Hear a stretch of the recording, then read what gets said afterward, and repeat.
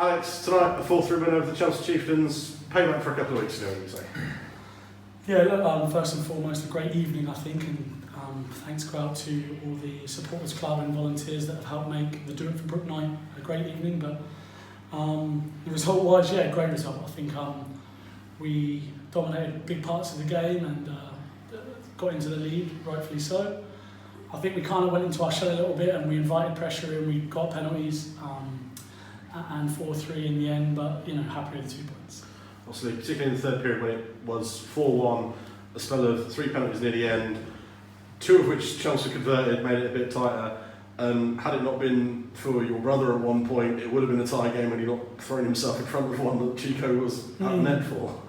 Yeah, look, I think we've got to understand the game. I think the referees probably need to understand that as well. I mean, the Pitsy penalty at the end, that's just 50-50 with a minute to go, battling for pucks, But ourselves as well, we've got to understand, the game, we've got to keep momentum, and I think what we did was we invited pressure on ourselves, and if you invite your own, pressure in your end, you're going to draw penalties, and they are a great team, they've got some of the best goal scorers in the league, and we talked about that, and, unfortunately we didn't get some bounces for their goals, and luckily we held on.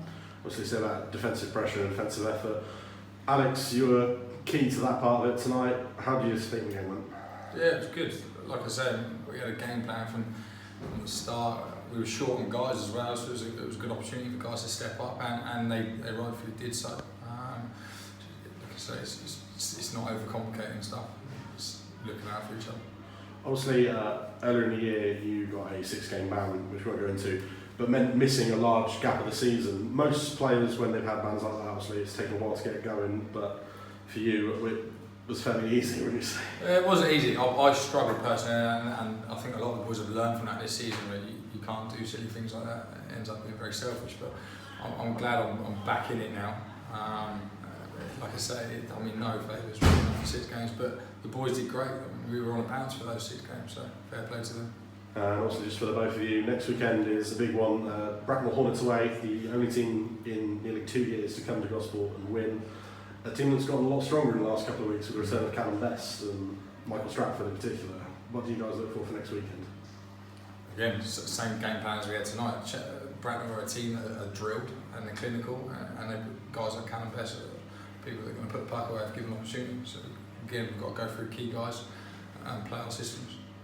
I think what's good as well is we've played Bracknell now for a long time, and we know what they're about.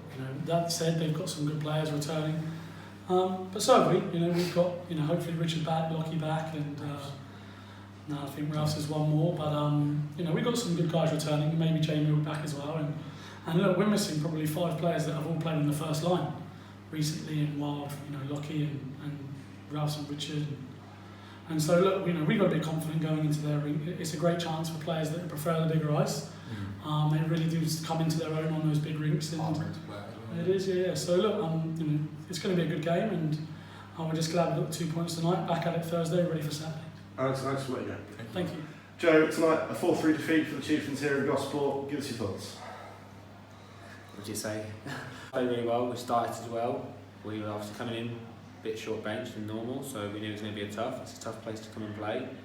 Going down 3-1, we knew we had to answer back, and I felt we did that. We took our chances better on the power play, and we controlled a lot of the game majority. We were lucky enough to come away with at least a point, but just bounces didn't go our way tonight. Particularly in the third period, like I said, the vast majority of the period was played down the Solent end by the Chieftains players. A lot of power plays being given. I think it's 4 in the third period, converting on 2 of them, got you back in the game. Yeah, completely. We spoke this week leading up and saying how much special teams were going to be a key factor. So for me, it's pleasing to see what we put into practice come to fruition into a game. And like you said, converted on 50%, really good standard for us. Obviously, one more game between 2 sides back at the Riverside in March, I believe. What do you look for to take away from the team game tonight? As you said, Chieftains short bench, Bill's also missing a few players. What do you look for? 2 points.